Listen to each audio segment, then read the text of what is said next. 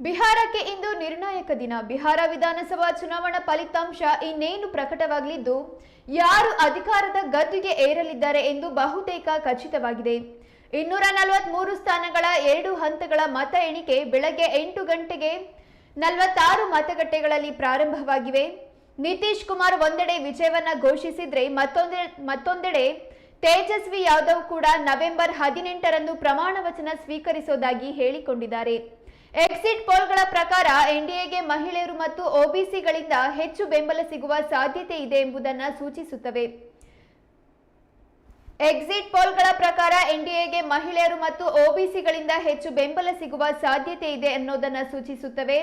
ನಿತೀಶ್ ಕುಮಾರ್ ಅಧಿಕಾರವನ್ನ ಉಳಿಸಿಕೊಳ್ತಾರೋ ಅಥವಾ ತೇಜಸ್ವಿ ಯಾದವ್ ಬಿಹಾರದ ಚುಕ್ಕಾಣಿ ಹಿಡಿಯುತ್ತಾರೋ ಅನ್ನೋದನ್ನ ಕಾದು ನೋಡಬೇಕಾಗಿದೆ. 243 ಸ್ಥಾನಗಳಲ್ಲಿ 122 ಸ್ಥಾನಗಳ ಬಹುಮತದ ಅಗತ್ಯವಿದೆ.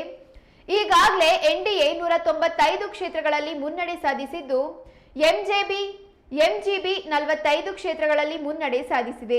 ಫಲಿತಾಂಶ ಪ್ರಕಟಿಸಲು ಕ್ಷಣಗಣನೆ ಶುರುವಾಗಿದ್ದು, ಮತ ಎಣಿಕೆಗಾಗಿ ಆಡಳಿತವು ಎಲ್ಲಾ ಜಿಲ್ಲೆಗಳಲ್ಲಿ ಅಗತ್ಯ ಭದ್ರತಾ ವ್ಯವಸ್ಥೆಗಳನ್ನ ಮಾಡಿದೆ.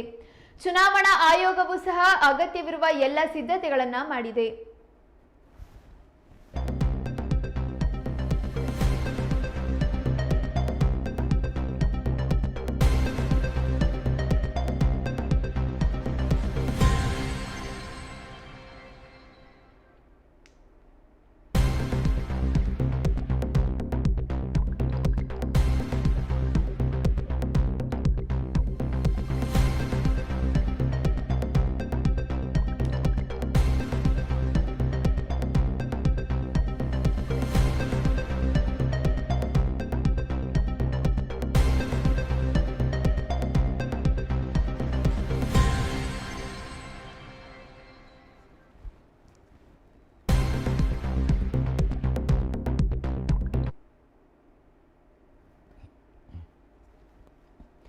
ಬಿಹಾರದ 243 ವಿಧಾನಸಭಾ ಸ್ಥಾನಗಳಿಗೆ 2 ಹಂತಗಳಲ್ಲಿ ಮತದಾನ ನಡೆಯಿತು.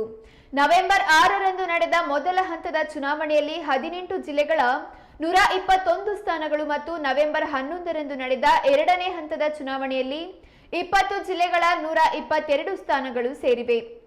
ರಾಜ್ಯದಲ್ಲಿ ಶೇಕಡ 67.13% ಮತದಾನ ದಾಖಲಾಗಿದ್ದು, ಇದು 1951ರ ನಂತರದ ಅತ್ಯಧಿಕ ಮತದಾನವಾಗಿದೆ. ಮಹಿಳಾ ಮತದಾರರ ಸಂಖ್ಯೆ ಶೇಕಡ 71.6ರಷ್ಟಿದ್ದು, ಇದು ರಾಜ್ಯದಲ್ಲಿ ಇದುವರೆಗಿನ ಅತ್ಯಧಿಕ ಮತದಾನವಾಗಿದೆ. ಈ ಬಾರಿ ಬಿಹಾರದ 243 ವಿಧಾನಸಭಾ ಕ್ಷೇತ್ರಗಳಲ್ಲಿ ಮತದಾನದ ನಂತರ ಮರು ಮತದಾನದ ಅಗತ್ಯವಿರಲಿಲ್ಲ. ಚುನಾವಣಾ ಆಯೋಗವು ಇದನ್ನು ಪಾರದರ್ಶಕ ಮತ್ತು ನ್ಯಾಯಯುತ ಚುನಾವಣೆಯ ಪುರಾವೆ ಎಂದು ಬಣ್ಣಿಸಿದೆ.